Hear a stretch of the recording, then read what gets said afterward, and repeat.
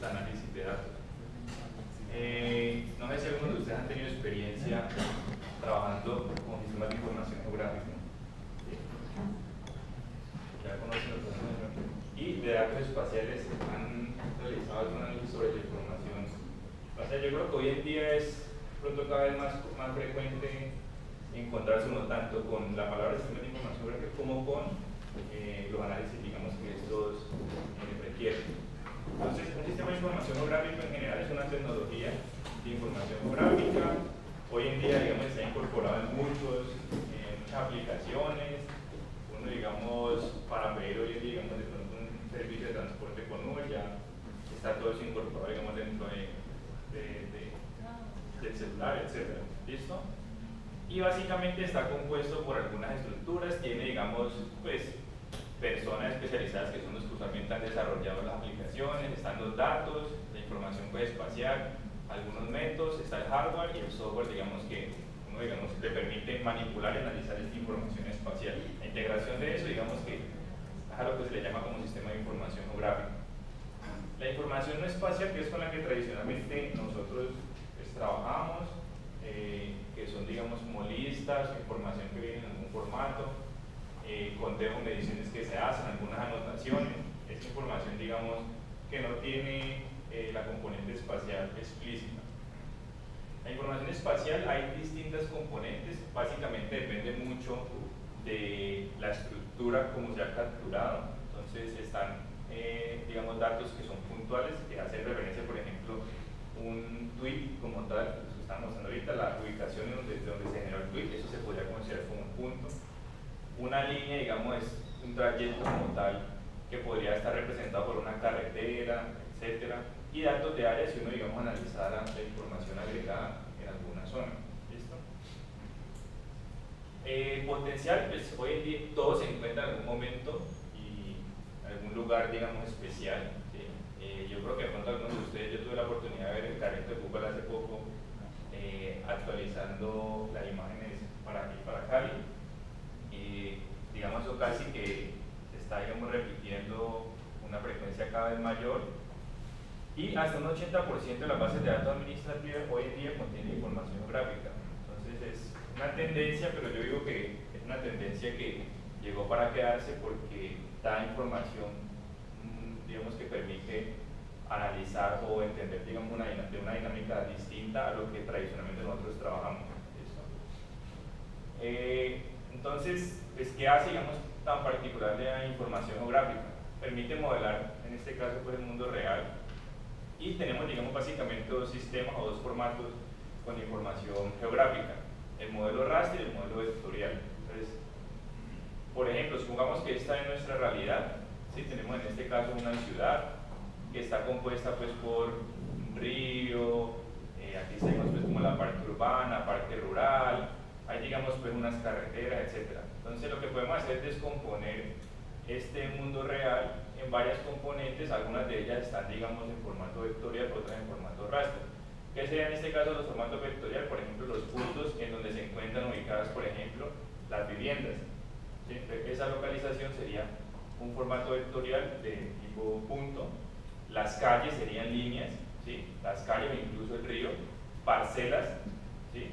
En este caso unos datos de área, y el formato raster sería, digamos, como una imagen, ¿cierto? Una fotografía de la elevación, ¿sí? Lo que se conoce como un modelo digital de elevación. Entonces, hacia donde se encuentre mayor, digamos, elevación, lo podemos, digamos, representar con un color, una escala de color particular, y etcétera. ¿Listo? Entonces, la intersección de todas esas componentes nos puede, digamos, modelar de alguna manera el mundo real. ¿Listo? Entonces, yo les voy a hablar un poco de cómo, digamos, uno utiliza esta información y cómo puede explorar y cómo hacer análisis a partir de esta información, principalmente. Hay un ejemplo que a mí siempre me gusta dar, ¿sí? En todas las charlas donde yo voy a hablar de información espacial, que me parece una machete. Y es una historia muy vieja, de 1854, el doctor Snow, que no tiene nada que ver con el Juego de Tronos, ¿sí?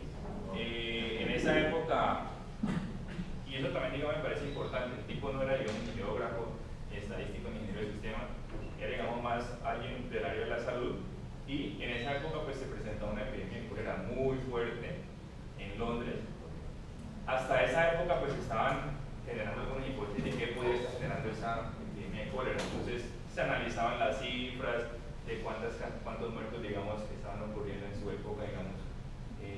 se analizaba como la tendencia temporal de esas muertes. ¿Listo? Hasta ahí se habían generado algunas hipótesis, ¿no?, de que eso tenía que ver mucho con los depósitos, por ejemplo, de basura, o sea, que no había, digamos, como un buen sistema, digamos, de salubridad, digamos, en la ciudad, y que eso estaba generando, en este caso, pues, que la gente se muriera de cólera. La idea que tuvo el tipo en esa época fue coger las ubicaciones, ¿sí?, los puntos de las viviendas de las personas que habían muerto, ¿sí?, por cólera, y puso eso simplemente en un mapita. Cogió esos puntitos, las viviendas, y las puso, digamos, de un color particular, y adicional a eso ubicó los POM, que son, digamos, como los sitios de donde ellos tomaban en esa época el agua, ¿sí? Y lo que él encontró fue un patrón bastante particular de agregación, es decir, pareciera que la mayoría de las muertes por los sitios donde viven las personas que habían muerto por cólera se encontraban con mayor frecuencia cerca a este punto. O sea, como que las personas, pues uno espera que si usted vive aquí y tiene aquí este punto, digamos, donde puede ir, digamos, si usted vive aquí está la tienda, pues usted no va a ir, digamos, hasta la 14 de Jaime, digamos, si usted vive por acá, no va a ir hasta por allá, le va a comprar, ¿sí? Entonces lo que uno espera es que estas personas, bajo el escenario, tomaran el agua de este punto. ¿Listo? Ese patrón de agregación fue lo que permitió entonces empezar a que él relacionara la presencia de cólera, ¿cierto?, con más bien la calidad del agua de este sitio. Y con ese análisis es lo que, digamos, hoy en día ya se sabe un poco más sobre la enfermedad, y es que realmente no tiene nada que ver, ¿cierto?, con los desperdicios, sino que tiene más que ver con la infección que se transmite en este caso por una bacteria, que es, en este caso, pues, Vibrio cólera, y que se encuentra principalmente, digamos, en el agua, y es cuando lo ingieren, en este caso los seres humanos, que se transmite la enfermedad. ¿Listo? Entonces, una representación espacial, ¿sí?, da, digamos, como esa visión que permite descubrir, digamos, como un patrón distinto a lo que ya se venía trabajando tiempo atrás. Hoy en día, digamos, pues ya hay una cantidad de técnicas un poco más especializadas para no dejar esta exploración así como tan, sí, no, parece que está más cerca de aquí allá, no, que ya se puede cuantificar, ¿cierto?, qué tan, digamos, realmente cercanos están las viviendas, ¿cierto?, de este sitio respecto a las otras, es, digamos, como un contraste de hipótesis, ¿vale? Entonces, las técnicas que hoy en día, digamos, han desarrollado se aglomeran en algo que se conoce como estadística espacial. La estadística espacial básicamente tiene tres áreas, una que se llama geoestadística, otra que se llama LATI y otra que se conoce como patrones espaciales.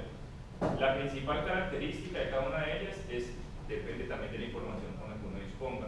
Entonces, en geoestadística se habla es como el espacio, es decir, cuando estamos hablando de una característica espacial, nosotros tenemos que identificar si esa característica se mueve en el espacio de manera continua o se mueve discretamente. ¿Qué quiere decir que se mueva continuamente? Que yo puedo ubicar una medición en cualquier lugar.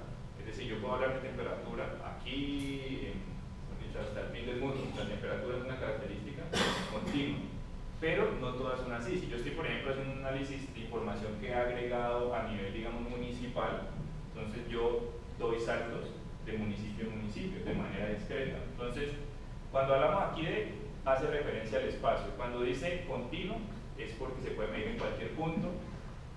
Discreto quiere decir que en este caso es agregado. Y aquí aparece otra palabra que es aleatorio. Fijo, fijo y aleatorio. Este es el único que tiene la palabra aleatorio. ¿Qué quiere decir fijo? Que si yo voy a hacer el estudio o la investigación o analizar los datos, yo determino de alguna manera o tengo la potestad de determinar en dónde se va a tomar esa medición. Entonces, si yo voy a hacer un estudio para mirar el comportamiento de, no sé, un nutriente en el suelo, en una zona, digamos, para un estudio agrícola, entonces yo digo, no, pues tomen un punto aquí, saco las muestras de lo que yo necesito. ¿Sí? De pronto, digamos, teniendo un criterio que sea lo más espacialmente distribuido. Pero si estoy hablando de accidentes de tránsito y estoy hablando, por ejemplo, de sismos, yo no puedo decir, es que yo voy a poner aquí, digamos, el medidor, ¿cierto?, esperando que justamente en ese punto ocurra un sismo, o esperando que justamente en ese punto ocurra un accidente, ¿sí? Eso ocurre de forma aleatoria en el espacio, y luego lo que yo tomo son esos datos y trato de analizar el comportamiento. ¿Listo? Entonces, esta técnica aquí tiene un principio, y el principio es que es continua la información que voy a analizar, se puede medir en cualquier lugar en el espacio y se puede determinar en dónde se va a medir. Aquí es continua, pero es aleatoria, o sea, ocurre, o sea, yo no puedo, digamos, determinar en dónde se va a hacer la medición. Y látices es información agregada. Entonces ahora vamos a hacer un ejemplito de cada uno de ellos en R, para que tengamos una idea. Entonces aquí pues hay varias áreas. Yo principalmente trabajo mucho geoestadística porque trabajo mucho con información ambiental y en agricultura, donde digamos la mayor parte de mi tiempo he dedicado, pero últimamente también he trabajado más en estas componentes que están aquí. Aquí hay algunas áreas particulares, como digo, geoestadística se utiliza mucho en la parte agrícola, en meteorología, pues la agricultura y la meteorología yo creo que van muy de la mano. ¿Sí? La parte, por ejemplo, de patrones puntuales se trabaja mucho en estudios ecológicos, estudios forestales, accidentalidad en las ciudades, etc. ¿Listo? Y esta información que es agregada, de pronto sí está más inclinada hacia las áreas sociales y económicas. ¿Listo? De geoestadística, aquí hay algunas variables, digamos, que yo traigo pues, para presentarles un poco, pero vamos a ver el ejemplo inicial de geoestadística. Entonces, estas metodologías se pueden, digamos, trabajar utilizando geoestadística en particular. Hay una librería en R que se llama GeoR, ¿sí? Que tiene toda una cantidad, digamos, como de opciones para hacer análisis geoestadístico. ¿Listo? Entonces, los datos en geoestadística usualmente, habíamos dicho que era información continua en el espacio y que la persona o el investigador podía determinar en dónde se va a hacer la medición. Entonces, yo traigo un set de datos que para mí como el más claro. Esto yo lo tomo un poco de, yo creo que la persona el referente aquí a nivel nacional, más a nivel teórico para este tipo de temas, es un profesor de la Universidad Nacional que se llama Ramón Giraldo, y este es un set de datos con el cual, digamos, hemos trabajado con el profesor. Entonces, ¿cuál es la idea? Miren, en este set de datos lo que se pretende es caracterizar un poco cómo es el comportamiento de algunas variables oceanográficas en una zona que se llama la Ciénaga Grande de Santa Marta. Entonces, lo que él hizo fue, mire, yo voy a monitorear ciertas ubicaciones porque pues, es imposible monitorear todo el océano, es demasiado extenso, o sea, no, es imposible. ¿Listo? Entonces, monitorear algunos puntos que son esas coordenadas que están aquí, este y norte, o sea, estos son ubicaciones, o sea, que es información espacial. Y en cada ubicación monitoreó 4 características. ¿Cuáles son? Profundidad, o sea, él separó, digamos, el barco, pues, en este caso, en este punto, digamos, en el océano, y midió la profundidad, midió la temperatura en la superficie, la salinidad y el nivel de oxígeno en cada uno de esos lugares. Cumple con las características de un estudio de geoestadística. Entonces pensemos, ¿se puede medir la temperatura o la profundidad en cualquier sitio sobre esa parte del océano? Sí. O sea, digamos, yo puedo pararme aquí, puedo moverme acá, y en cada punto va a tener un valor distinto de temperatura y de profundidad. ¿Es él el que determina dónde se va a hacer la medición? Sí. O sea, si él quería la medida aquí, si él quería la medida más allá, no había ningún problema. ¿Listo? Eso no ocurre de forma aleatoria, como en el caso, digamos, de los sismos. Usted va a poner, digamos, el sensor del sismo aquí, ¿voy a esperar que ocurra el sismo aquí? No, o sea, eso ocurre de forma aleatoria. ¿Listo? Entonces cumplimos como con esos 2 requisitos. Ahora, pues, en R pues, se cargan estos datos. Vemos aquí ya, yo previamente, digamos, los he cargado. Aquí son en total 114 observaciones que están distribuidas a nivel espacial de esta forma. O sea, esta fue lo que se conoce como, yo le llamo grilla, pero esa palabra se utiliza también aquí para otras cosas en Colombia, entonces la he llamado en adelante malla. Entonces, esta malla es la malla de muestreo, que son, digamos, como las ubicaciones en donde ellos tomaron la medición. ¿Vale? Entonces alguien podría decir, bueno, pero ¿y por qué simplemente pues, no miro con un histograma, miro con un diagrama de cajas, con un indicador descriptivo, qué es lo que está pasando ahí? No es la idea, porque si él tomó la información a nivel espacial, él lo que quiere saber es cómo es el comportamiento a nivel espacial de esa característica. Si, por ejemplo, está más aglomerado en cierta zona, si está apuntando, o sea, si, por ejemplo, la temperatura es más fuerte hacia tal área que tal área. ¿Y por qué puede ser de interés eso? La pesca, por ejemplo, que es una de las principales actividades que se realizan en esta zona, los peces, igual que nosotros seres humanos, si ustedes lo llevan para Canadá o para el polo, posiblemente ya no se va a sentir tan a gusto como aquí en Cali. ¿Qué es lo que pasa? Ellos, digamos, algunas especies, en particular las especies que son, digamos, de aquí, de la zona del Pacífico, pues naturalmente nacen como con una capacidad de adaptarse a ciertas temperaturas, que si se lleva a otro ambiente es posible que no sea, digamos, como tan productivo. ¿Listo? Entonces, conocer las condiciones de temperatura, la salinidad, las características que están ambientales es fundamental para una actividad, por ejemplo, como la pesca. ¿Vale? Entonces, lo que vamos a hacer es tratar de generar un modelo que nos permita ver cómo es la representación a nivel espacial de esa característica. Entonces, en R, cuando yo voy a trabajar este tipo de datos, lo primero que él exige es, yo tengo esta información así que está en un formato data frame. Entonces te dice, yo no trabajo con información en formato data frame, sino con información en un formato que se llama geodata. Entonces, ¿qué es un geodata? Es básicamente, usted diga, vea, yo tengo las coordenadas en un par de columnas del data frame y tengo los datos en otra columna. Es decir, esta base de datos en general tiene las dos primeras columnas son la ubicación y en este caso yo estoy señalando como columna de datos la cuarta, o sea, estaría trabajando sobre la temperatura. Entonces, convierto eso en un geodata que es básicamente una lista, pero pues digamos que la persona que creó la librería necesita que esté en esta estructura de datos. ¿Listo? Dice, yo tengo una columna que llama, dentro de la lista tengo un atributo que son los datos y otro atributo que son las coordenadas. Y con base a eso, usted puede utilizar mis rutinas para hacer el análisis que necesita. Es más, si uno, por ejemplo, grafica esos geodatos, él ya te da, digamos, como una primera aproximación, ¿cierto? Y este mapa que está aquí, que se conoce como un mapa pues, de puntos y de cuartiles, un mapa, digamos, como exploratorio temático, lo que me dice es, usualmente, él toma la información de la temperatura, la organiza de menor a mayor, por ejemplo, y la divide en 4 líneas de colores, 4 bloques. Entonces, los azulitos usualmente son los más bajos, los verdecitos son los que siguen, los amarillos y los rojos, por ejemplo, serían los más altos. Entonces, lo que uno puede mirar es si existe algún patrón en particular. Entonces, lo que uno mira es que hacia esta zona son, digamos, como bajas temperaturas, aquí también, y de pronto las más altas están aquí.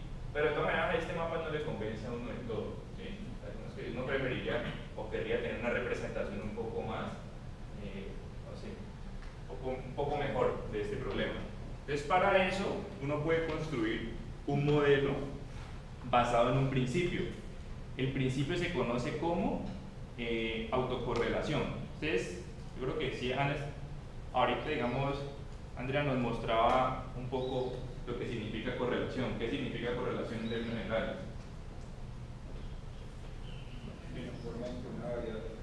Como una variable afecta a otra. Es decir, yo tengo dos variables. Autocorrelación, yo no tengo, o sea, aquí yo no tengo dos variables. En el geodata está solamente la temperatura. O sea que, ¿cómo yo correlaciono una sola variable? Entonces, la autocorrelación, en este caso autocorrelación espacial, lo que me está indicando es qué tanta relación hay entre una característica y sus vecinos.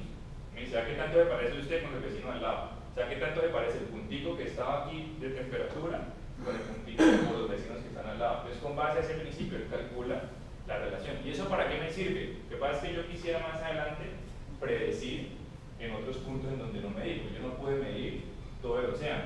Entonces, lo que voy a hacer es, si yo sé que las características entre más cercanas más se parecen, pues yo puedo utilizar ese principio para predecir los otros que no pude medir. ¿Es claro? Y eso se hace a partir de un gráfico que se conoce como semivariograma. Semivariograma es como la variación que existe entre una característica y ella misma. Entonces, el semivariograma tiene en este eje qué tan parecidos son, y en este eje la distancia entre los puntos. 0 sería la misma ubicación, o sea, que la distancia entre este punto y este punto es 0. Y la semivarianza, entonces uno esperaría que en este punto fuera 0, o sea, qué tan parecido es la temperatura en este punto y en este mismo punto, pues es la misma, o sea, 0. A medida que avanza la distancia, pues lo que uno espera es que aumente ese nivel de similaridad, o sea, pero uno espera que vaya aumentando porque el principio de autocorrelación lo que me dice es, vea, entre más cercanos, más parecidos, y entre más se alejan, o sea, más heterogéneos son. ¿Listo? Y llega un punto que se le conoce como alcance, que es donde se estabiliza. Como quien dice, vea, hasta aquí yo le puedo decir, digamos, si yo tengo una estación en este punto y llego aquí, por ejemplo, a lo que me llega hasta ahí, esta estación tiene influencia sobre ese punto. Ahí para allá ya no hay nada más que decir. ¿Listo?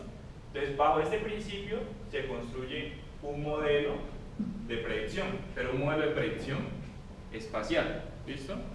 Utilizando una técnica, la técnica digamos tradicional inicial, se llama Kriging. Aquí digamos pues uno ajusta algunos modelos que son como los más tradicionales y con base a eso, ¿cierto? Estas líneas que están ahí, ya uno realiza la predicción. Entonces, miremos por ejemplo un primer resultado aquí. Entonces, esta sería digamos como la predicción espacial de la temperatura para esta zona. Entonces ya uno construye como una retícula o una malla, una grilla, una malla mucho más fina y predicen todos esos puntos y con base a eso construye una imagen raster, ¿sí? Entonces una imagen digamos que permite en este caso, miren, aquí aparece digamos 32 grados que son las zonas, estas serían digamos como las zonas con mayor temperatura y hacia acá están las de menor temperatura. Entonces, y aquí algo que se conoce como isolíneas como para indicar más o menos cuáles son como esas brechas. Entonces es una representación un poco más yo creo que adecuada para explorar ese tipo de datos. ¿Listo? Hay otras metodologías para hacer este tipo de predicción que yo siempre digamos las critico. ¿En qué sentido? Muchas de ellas, por ejemplo, hay un método que se llama el método inverso de la distancia para hacer este tipo de análisis que de entrada asume que eso está ocurriendo. Entonces, a mí me parece que asumir que hay correlación entre las cosas, eso no tiene, digamos, hoy en día sentido cuando uno la puede cuantificar. Entonces, si usted, digamos, asume que su característica tiene una correlación, pues su modelo está basado, digamos, en ese principio, que usted nunca testeó ni siquiera con su set de datos, digamos, muestral. Entonces, ese método, digamos, asume eso y de ahí para allá empieza a construir una serie, digamos, como de metodología. Entonces, por eso, digamos, no me gusta mucho. Yo prefiero, digamos, métodos que por lo menos, como en el caso de geoestadística, utilice los datos y pruebe si realmente es razonable pensar que entre más cercanos son, porque es que no todas las características cumplen con este criterio. O sea, no todo entre más cercano es parecido. ¿Quién está diciendo que el espacio es lo único, digamos, que puede hacer que una cosa varíe o no? Hay fenómenos que no, naturalmente no varían de acuerdo al espacio. ¿Listo? Y yo he trabajado con muchos casos en los cuales definitivamente eso no se cumple, y si no se cumple, pues usted tiene que ver otra alternativa para tratar de hacerlo. ¿Vale? Otra característica es que este método, por ejemplo, te da la predicción de la característica y te dice qué tanta varianza hay en la predicción. Entonces, este es, digamos, el mapa de variación en la predicción. Si usted tiene el mapa de variación, parece como si hubieran habido muchos tornaditos ahí en el océano. Entre más rojo es porque la predicción varía menos. Entre más amarillo es porque la predicción varía más. ¿Qué indica esto? Que obviamente, o bueno, pues este modelo lo que asume es que, pues, si usted está parado en una estación, la varianza en la predicción pues debe ser cero, porque usted pues tuvo la observación. O sea, ¿qué tanto error de predicción va a tener en el sitio en donde midió? Dice cero. ¿En dónde empieza a tener error en la predicción? Entre más se aleje, porque no hay estaciones cerca. O sea que a este tipo de técnica le favorece mucho que cuando usted vaya a hacer el muestreo lo haga lo mayor, o sea, distribuido espacialmente que se pueda. ¿Listo? Entonces, con base a esto ya uno puede utilizar este tipo de análisis para incluir. O sea, uno podría, por ejemplo, construir imágenes como esta para cada una de las características y empezar a explorar la información a nivel espacial. ¿Listo? Para tomar decisiones. Les digo, esto en pesca es fundamental. El proyecto, digamos, que se lleva a cabo. Entonces, aquí hay otras variables con las cuales pues se puede trabajar la precipitación, contenido de nitrógeno en una parcela, pues digamos datos con los cuales yo digamos principalmente trabajo. Información agregada, que son látices. ¿Listo? Entonces aquí hay información, por ejemplo, podría ser tasas de morbilidad, que son digamos enfermedades por departamento, muertes violentas por municipio, información que se agrega. Bien, la particularidad en todo este caso es que siempre estamos hablando de una unidad espacialmente agregada, un departamento, municipio, ciudad, lo que sea. ¿Listo? Entonces, por ejemplo, este es un mapa que se conoce como mapa exploratorio temático de tasas de delito. Entonces, lo que uno puede mirar es que hay mayor concentración, digamos, de pronto en el centro y hacia la periferia hay menos tasas de delito. Entonces, veamos un caso que recientemente yo trabajé también con un proyecto aquí en la universidad que me gustó bastante. Para este tipo de datos, la librería raster, que es digamos como la madre de todas las librerías para hacer análisis espacial, al menos para manipular información, es suficiente, ¿sí? De la librería raster, por ejemplo, permite cargar este tipo de información, ¿sí? Ahora que yo les presentaba los tipos de datos, ven a esta parte, digamos, me la pasé un poco. Cuando les hablaba, digamos, de los formatos aquí, el formato vectorial, la extensión, digamos, más común de estos archivos es la extensión SHP, un shapefile. Entonces uno dice un shapefile de puntos, un shapefile de líneas, un shapefile de polígonos, ¿sí? Y estos de aquí son estructuras, digamos, raster, que son, digamos, las imágenes que pueden venir en formato, por ejemplo, ASCII, en formato GeoTIFF, bueno, hay distintas estructuras, ¿listo? Entonces, la librería raster permite cargar cualquiera de estos, ¿listo?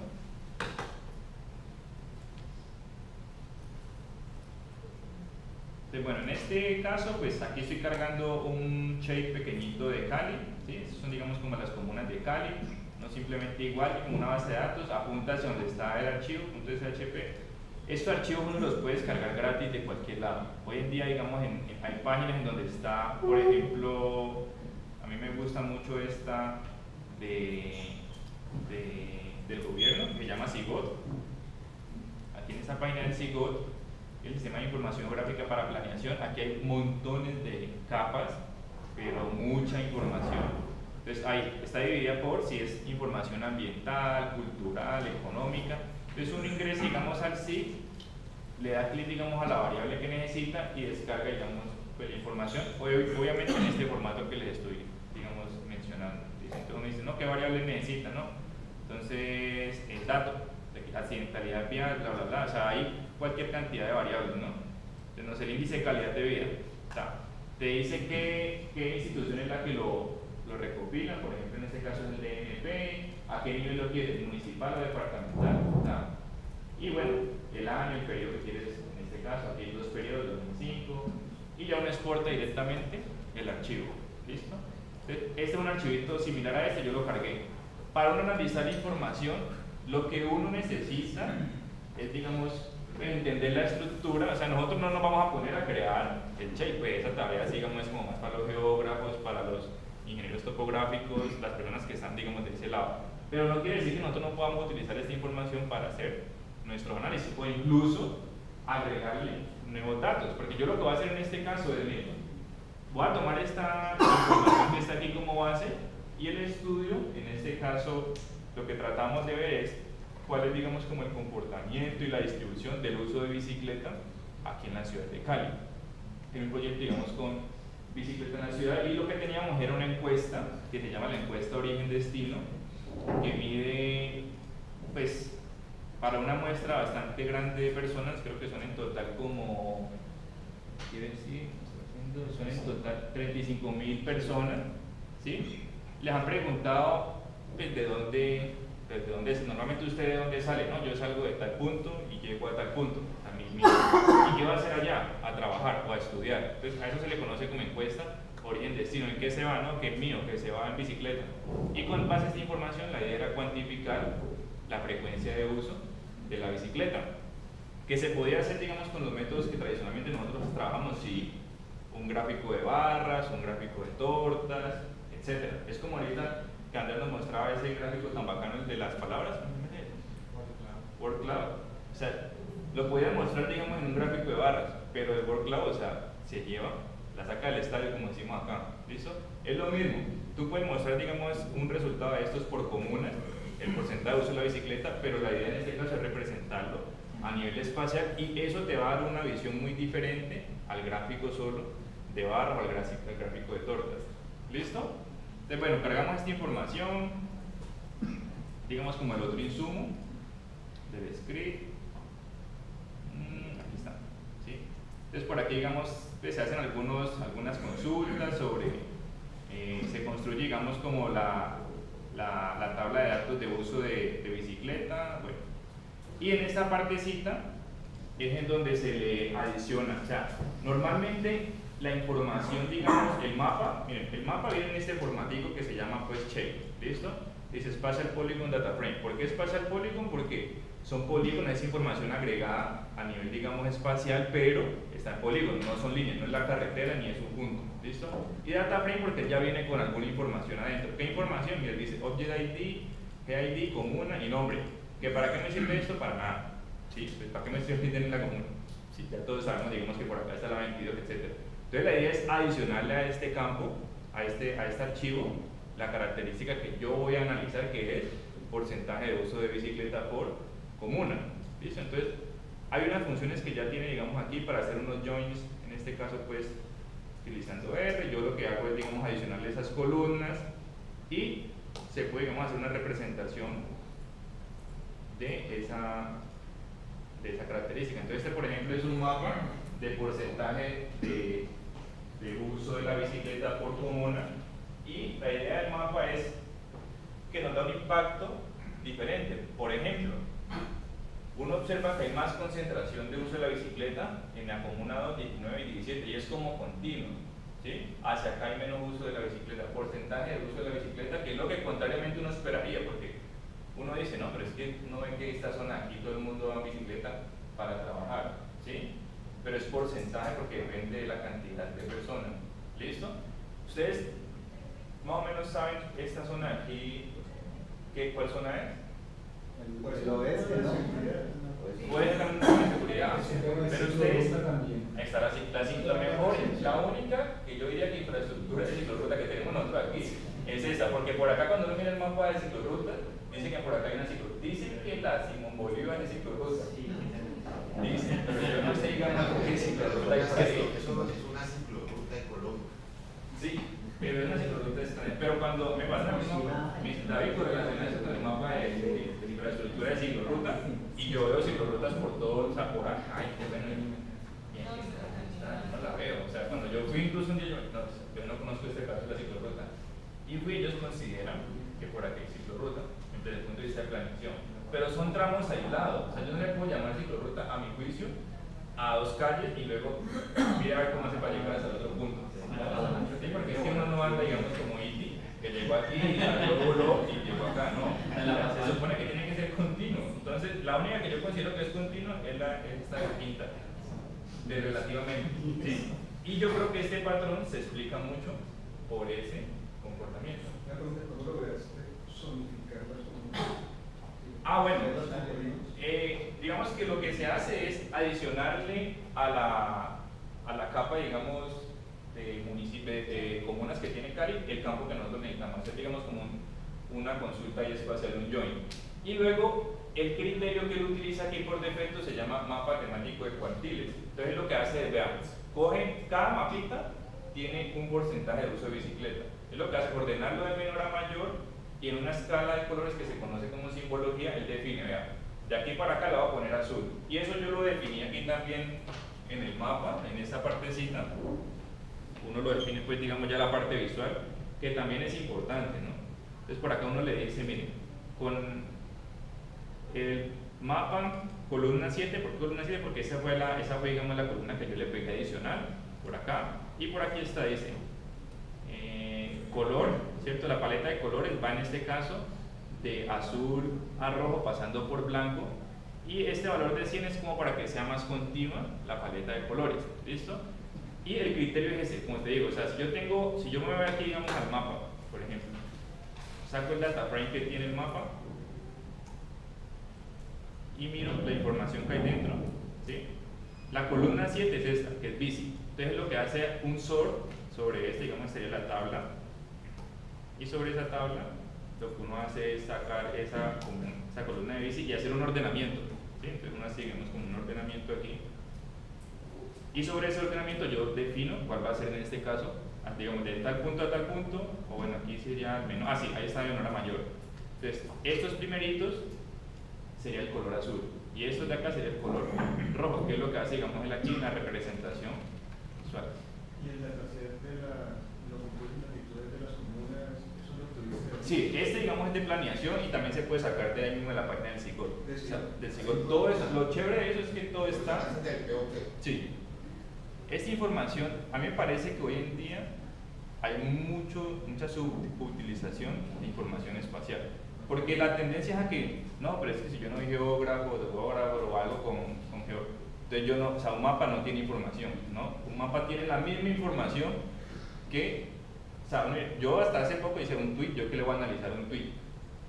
Después de hoy, o sea, pero ya me doy cuenta de que hay muchas cosas, digamos, que uno puede trabajar con eso, ¿sí? Es lo mismo que yo quería, digamos, como tener, o sea, yo no soy, digamos, ni geógrafo ni topógrafo, yo soy estadístico y llevo un tiempo trabajando con esta información. Me parece que es una alternativa, digamos, que uno, digamos, debería tener como en su pool de opciones, poder de pronto representar algo a nivel espacial, ¿sí? No está de más, digamos, de pronto unos resultados, sacarlo en un mapa.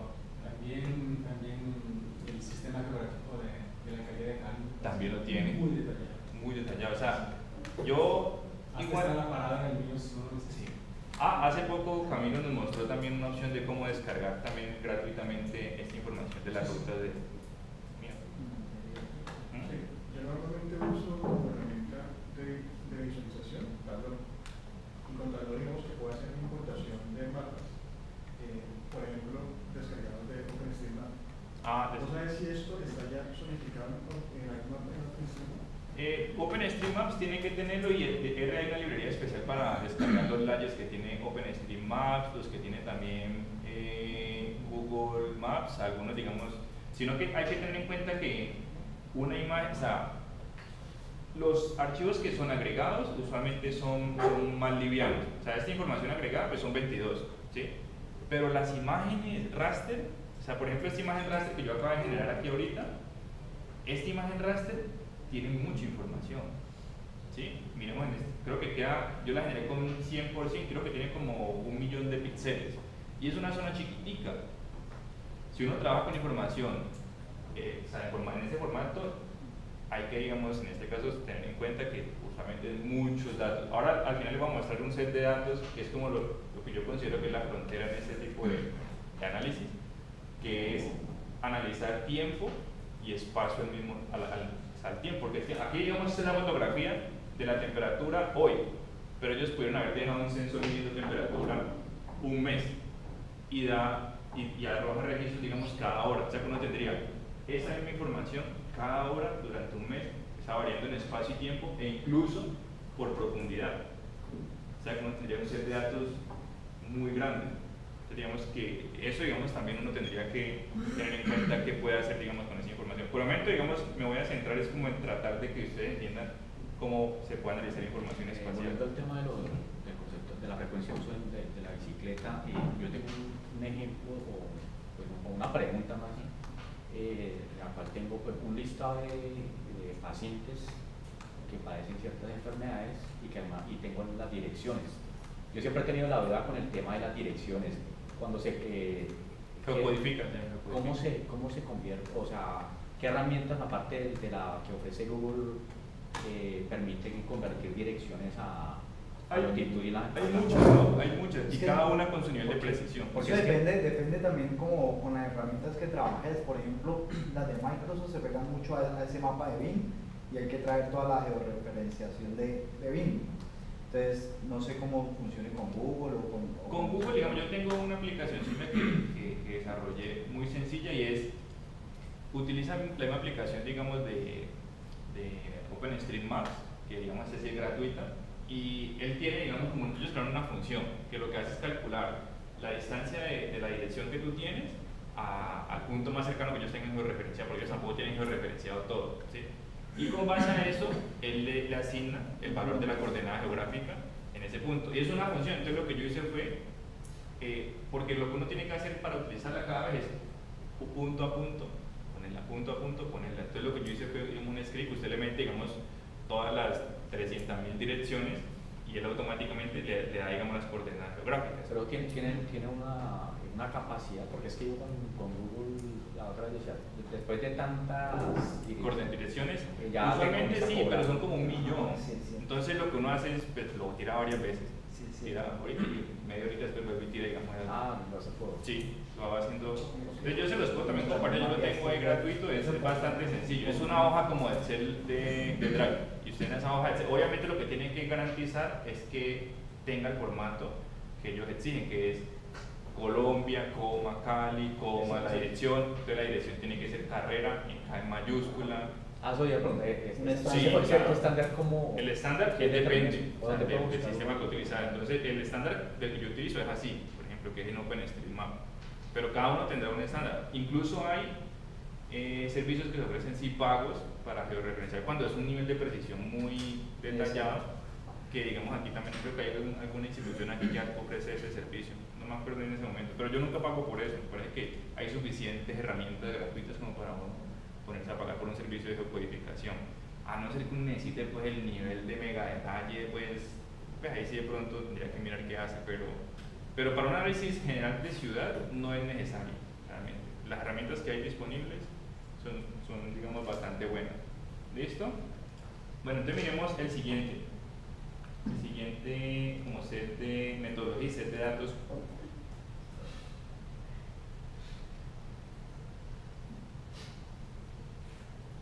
Entonces agregado. Y patrón espacial. Entonces patrón espacial, ¿cuál era la diferencia entre patrón espacial y geoestadística? ¿Se acuerdan? Aleatorio. O sea, ahí digamos, usted no puede decir que es que va a ocurrir un accidente en este punto.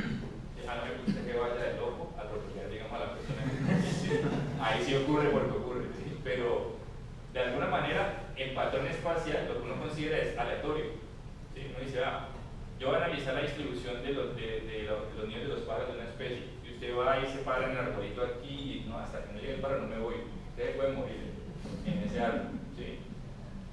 Él pone su nido en donde le da la gana, aleatoriamente, y eso lo que tiene que hacer es ir con una distribución de pronto a mirar más o menos, ese aquí lo encontré un nido, y va anotando la referenciación. Entonces se considera como algo aleatorio a nivel espacial. Los terremotos, más, ¿sí? Eso sí que ocurre de manera aleatoria. Y lo que nosotros hacemos es, con base a esos puntos, mirar si el patrón que se está observando es un patrón realmente aleatorio, es un patrón regular. ¿Qué quiere decir regular? Que básicamente la distancia entre cada par de puntos es la misma, o si es agregado, un patrón, digamos, un clúster, digamos, pattern ahí, ¿listo? Hay algunas metodologías para hacer, digamos, análisis de estos datos. Aquí, digamos, pues, tengo un set de datos de los terremotos, los sismos ocurridos, digamos, en un periodo de tiempo, y lo que uno observa es que obviamente parece que están muy relacionados con las zonas, digamos, pues, de cordillera aquí en el país, ¿listo? Ahora, uno podría analizar el patrón solito, así como está, o analizar también de acuerdo a otro criterio que sería la intensidad, porque no es lo mismo, digamos, que aquí se movió un poquito una casa a lo que ocurrió, por ejemplo, por allá ahorita, hace poco, en México, ¿sí? Como ese sismo no es comparable con la cantidad de energía liberada, puede ser mayor. Entonces, a eso se le conoce como un patrón marcado. Entonces, el patrón marcado es, de acuerdo a una característica, yo le voy a dar más ponderación a un punto que a otro. ¿Listo? Y con base a eso se construye algo que se conoce como función de intensidad o mapa de calor. He escuchado ese nombre. ¿Listo? Hotspot, bueno, hay varias palabras. Al final de cuentas, la idea de este mapa es ver la mayor aglomeración. Eso se utiliza, por ejemplo, también mucho aquí en la ciudad para accidentalidad y para la parte, digamos, de violencia. ¿Listo? Entonces es una alternativa. Estas son, digamos, como el resumen de técnicas que usualmente se utilizan para explorar estos datos. En geoestadística, entonces el semivariograma, el grading, en patrones puntuales, lo que le digo que es la estimación de la función de intensidad. Y estas son pruebas de aleatoriedad para mirar, digamos, si tus datos, como quien dice, hace una prueba para saber si tus datos se parecen a este de aquí, o se parecen a este de aquí, o se parecen a este de aquí. Entonces tú tienes, digamos, un patrón de referencia y lo comparas con base a alguno de estos y ya, digamos, un criterio, una prueba de hipótesis. Y en datos de área, pues solamente hicimos los mapas, digamos, como probabilísticos, los mapas temáticos, pero hay otros tipos, digamos, de análisis. Se puede hacer, digamos, un análisis de autocorrelación por índices de Morat o regresión espacial con esos datos. Veamos un poco un set de datos que les traigo para esta otra metodología. Yo hace un tiempo lo he considerado como un patrón espacial porque, miren, esto es una consultoría que yo he trabajado ya hace como 5 años y espero, digamos, que ustedes estén de acuerdo con la metodología, porque aquí lo he hecho hace 5 años. Entonces, es un estudio que se conoce como estudio de oferta y demanda de vivienda aquí en Cali. Entonces, si uno habla de oferta y demanda de vivienda, si uno escucha la demanda de vivienda, ¿quiénes son los que demandan vivienda aquí en la ciudad? Yo creo que cualquier persona, uno es el que desea, digamos, pues, o demanda alguna vivienda. Y la oferta, ¿quiénes ofrecen viviendas nuevas en la ciudad? Usualmente son las constructoras. Entonces, lo que se quería analizar, o lo que se pretende analizar aquí es hacia dónde se está yendo la oferta de vivienda. ¿Para dónde es que nos estamos yendo nosotros? ¿Para dónde se están construyendo hoy en día? ¿Y cómo se puede, digamos, comparar eso con lo que estaba pasando hace algunos años? Entonces, la base de datos de nosotros son puntos de ubicación de los proyectos de vivienda, está la zona del estrato y la oferta es importante. ¿Por qué es importante la oferta? Porque no es lo mismo Ciudad del Castillo, esa por allá, proyecto gigante, que eso son cantidades, digamos, de casas, a un proyecto de pronto un edificio chiquitico aquí en Ciudad Jardín. ¿Sí? Entonces, para darle alguna forma de ponderación a esa característica se cuenta la oferta. Y nosotros consideramos que es una característica aleatoria porque yo no determino para nada en dónde se va a ubicar un proyecto de nueva vivienda. Sí hay restricciones, como cuáles, pues los planes de ordenamiento territorial usualmente disponen ciertas zonas para que se construya ahí, pero digamos que nosotros consideramos que este ejercicio se puede trabajar como un patrón espacial. Lo que queremos ver es cómo está la distribución espacial de la oferta de vivienda aquí en la ciudad de Cali. ¿Listo? Entonces, pues tomamos este set de datos. Para esta parte hay una librería que se llama SpartStat. Entonces, SpartStat es como Spatial Statistics. La librería Raster también para poder importar los datos del chain, digamos, de Cali y área de influencia. Entonces, recuerden, GeoR es la de geoestadística. Raster solita es, digamos, como la más general que permite cargar chase y puede hacer un análisis exploratorio sobre información agregada. Y para patrones espaciales está esta, SpartStat. Igual los códigos van a estar colgados, Camilo, digamos, en la página que tiene. Entonces aquí, bueno, esto es una partecita. Por aquí hay unos warning porque se ponen, digamos, unos puntos duplicados. Lo que hice, digamos, en este caso fue crear una base de datos para no duplicarme mucho, repetir, digamos, si hay una coordenada y hay 20 proyectos de vivienda y lo que hice fue repetir 20 veces el punto. Entonces lo que le hice es, vea, usted está incluyendo puntos repetidos, ¿tiene sentido o no? ¿Listo? Y la librería, la función se llama PPP, muy innovadores, los patrones me quisieron complicar con el nombre, ¿no?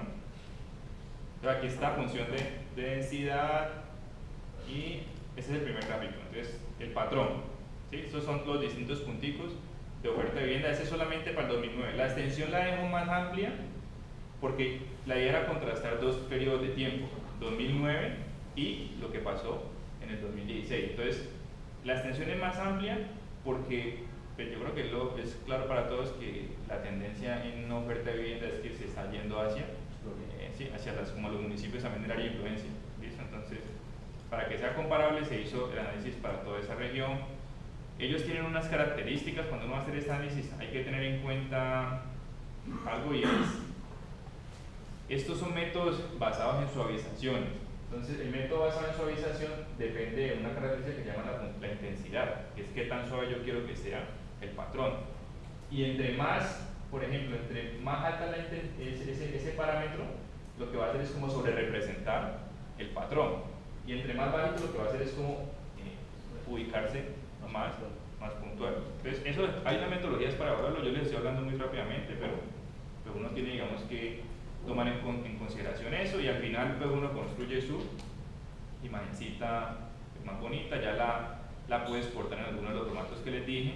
Entonces, se hizo ese mismo análisis para 2009 y 2016 y luego lo que se realizó fue la resta o la diferencia entre los dos periodos de tiempo. Entonces, como se restó 2009 y 16, de 16 menos 9, se restaron esos dos. O sea que un valor positivo quiere decir que en 2016 hay más oferta que en 2009 y un valor negativo es lo contrario. Entonces este mapa lo que me dice, el 0 es donde casi que no cambió y lo rojo es donde el 2016 tiene más oferta, que es en donde, hacia esta zona que es como Valle Lili, por acá la Cochalema, hacia Jamundí y Palmira. Y en donde se perdió, como en esta zona que estaba aquí, o sea, al interior de Cali había en el 2009 más oferta de vivienda y ya para esta época lo que hizo fue trasladarse hacia Jamundí, que eso es como por acá, esta zona de la 14 de Alfaguara y por aquí digamos como Valle de Lili y hacia Palmira también se está yendo un poco. ¿Listo? Entonces un análisis que uno podría empezar a trabajar con esta metodología, ¿sí? Que se conocen como patrones puntuales. Pues hay muchas cosas detrás de esto, pero digamos eso es lo que les quería mostrar. El día de hoy los códigos van a quedar, como les digo, colgados. Y muchas gracias, no sé si tienen alguna pregunta. Cuando trabajas con datos geográficos, puedes encontrar datasets que vienen referenciados con diferentes sistemas, con latitud y longitud. No sé, el primero que tomaste las temperaturas y la latitud y longitud. Eso, claro, eso, y miren que cuando uno va a trabajar con información geográfica, pues hace parte como también de la responsabilidad de uno y empezar a entender ese tipo de conceptos que yo me lo he saltado aquí. Y es que para ubicar algo que está en o sea, nosotros vivimos 3, 4 dimensiones, lo que sea, pero cuando uno mira un mapa, son solamente 2, ¿cierto? O sea que uno hace una reproyección. Una de ellas es, digamos, el sistema geográfico, que es la latitud y longitud, pero no es el único. Cada sistema tiene, o sea, hay distintas formas de proyectar y cada uno tiene una pérdida de información. O sea, pasar de algo que está en varias dimensiones a 2 dimensiones va a perder información, va a tener error de estar en la precisión de la ubicación del punto. El sistema geográfico es el que más se recomienda para análisis globales, pero para análisis más locales uno debe utilizar un sistema mucho más, por ejemplo, específico. Entonces, por ejemplo, aquí hay un sistema que trabaja en planificación. Si uno descarga datos de planificación, muy posiblemente vengan en el sistema de referencia, sea un sistema de referencia. Pero así como este, o sea, hay muchos que el Magna Sirgas, que bueno, hay muchos sistemas de referencia. Son cosas que uno debería tratar de entender y se va a poner a trabajar con ese tipo de datos. Yo tengo mucha información de esa, yo se las voy a mostrar también los que les interesen. Ahí, creo que al inicio estaba mi correo, cualquier cosa me cuentan, pues está la información que se va a acordar la presentación y estos set de datos, digamos, como que mostré aquí con los códigos en R. En la idea, digamos, que a los que les interese puedan. En Facebook, En Facebook hay el grupo usuario, igual ahí. Pero esa es la página Data. Ahí se están publicando algunas cosas. Yo quería mostrar unos ejemplos. ¿Aquí todos programan o son desarrolladores? ¿Quiénes son de sistemas? Muchos. Quería mostrarles un poco de las dos temáticas. Vamos a irnos a un ejemplo, a ver si funciona.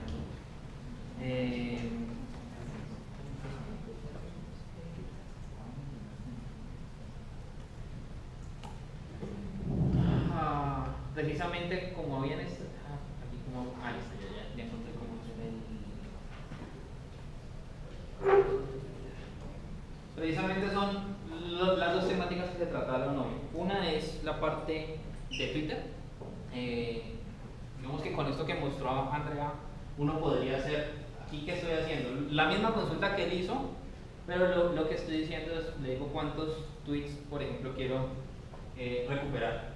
Entonces, él hace las mismas consultas, va y busca a las personas, hace la limpieza de datos, y uno podría plantear aplicaciones con esos procesos. Entonces, la idea es que, pues, no es simplemente, no, es que está el código y nos quedamos ahí. Se pueden desarrollar aplicaciones, inclusive mezclar la información espacial, que era, por ejemplo, lo que nos contaba Andrea, era, yo puedo tener dónde están las personas, y claro, aquí llamé 1000 tweets, ¿sí? Y de esos 1000 tweets, pues tengo 4 o 5 punticos. Vamos a ver si puedo ponerlo más pequeño.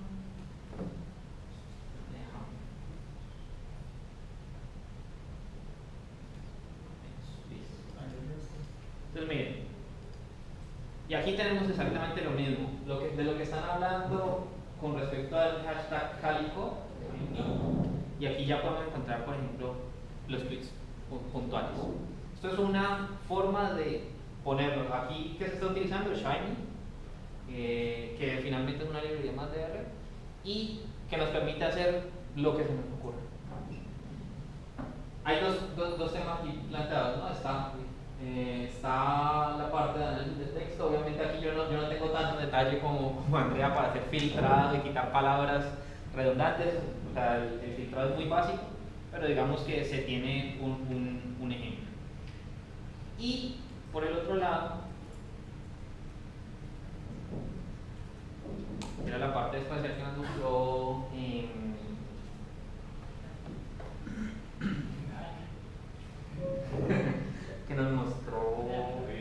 David.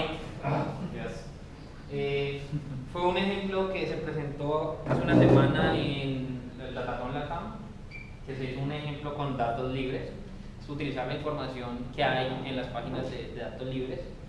En este caso se modeló información de eventos epidemiológicos en Colombia y digamos que aplicamos muchas de estas cosas que estuvo presentando David. Y es, por ejemplo, yo tengo unas bases de datos muy grandes que están disponibles, que están gratis, que hoy cualquiera puede utilizar, y de ahí se utiliza para poder modelar el comportamiento de estas enfermedades en el tiempo, de enfermedades, no, de estos eventos epidemiológicos. Entonces, por ejemplo, hablemos de algo que se ve mucho acá, dengue, por ejemplo. Entonces, en estas bases de datos yo tengo datos de dengue. ¿Sí? Digamos que voy a utilizar esos dos que están ahí desagregados y voy a ver el comportamiento, por ejemplo, para el Valle del Cauca. Entonces, nuevamente, puedo procesar esa información y ponerla a disposición de las personas. Digamos que esa es una invitación a la que le estoy haciendo en este momento, y es aprovechemos, digamos que toda la información que se tiene disponible para mostrar, por ejemplo, de manera gráfica. Siempre sé que no puedo por el tamaño, un momento lo coloqué un poco más bonito. Okay. Entonces miren, por ejemplo, de esas bases de datos se extrae una información importante, por ejemplo, información de la educación de las personas, información de la historia del dengue a lo largo de los últimos años, que es lo que está registrado. Y como digamos que les dije, el Valle del Cauca podría tener desagregaciones, o sea, ir al detalle para ver en el Valle del Cauca, por ejemplo en Colombia, cómo está dándose el dengue a lo largo de toda la historia de los últimos años, dónde es que más se presentan los eventos epidemiológicos, cuáles son las características sociodemográficas de las personas, y inclusive podría bajar al municipio y ver en qué municipios tengo mayor cantidad de eventos. Por ejemplo, acá vemos que en Cali hay una cantidad grande de casos. Problema de visualización. Bueno, luego lo organizo. ¿Cuál es la idea de esto? Es, digamos, plantearles el reto, y es que no nos quedemos simplemente en hacer un procesamiento o de decir ya sé trabajar con algo, sino de poner esta información disponible para que otras personas, organizaciones puedan utilizarla. Digamos que aquí en Colombia se está moviendo mucho la parte de datos abiertos. La idea también es impulsar un poco que desde los actores particulares, pues, las personas puedan también publicar información que se esté generando y, digamos, ponerla a disposición para generar visualizaciones y otras cosas.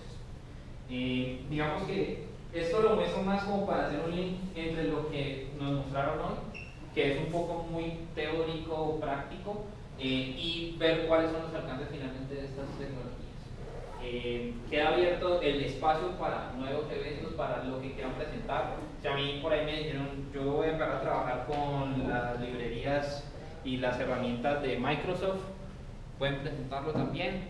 Microsoft también tiene la posibilidad de hacer cosas en R y completarlas.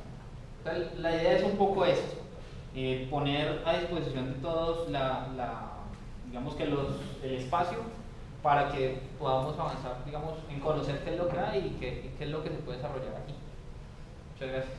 No sé, muchas gracias Daniel, David y cualquier cosa, como les digo, ahí está. Pues, a mí me gustaría a futuro, digamos, como que se hiciera también como un taller, sí, taller, o sea, empezar como más interactivo. Sí, sería, digamos, como, pues yo tengo recomendaciones de ustedes también. Preguntas, dudas, ¿quieren saber algo más? ¿Quieren saber cuándo vamos a hacer el próximo evento? Bueno. Yo voy a tratar de publicarlo en el Meetup. Normalmente lo que está aquí grabado lo publico y queda en YouTube, y todo eso se agrega en un GitHub, y en el GitHub lo pueden ver todo. Es un link, yo lo mando directamente al grupo ya sea en el de Facebook y en el de Meetup. Bueno, okay. Muchas gracias a todos por la presencia.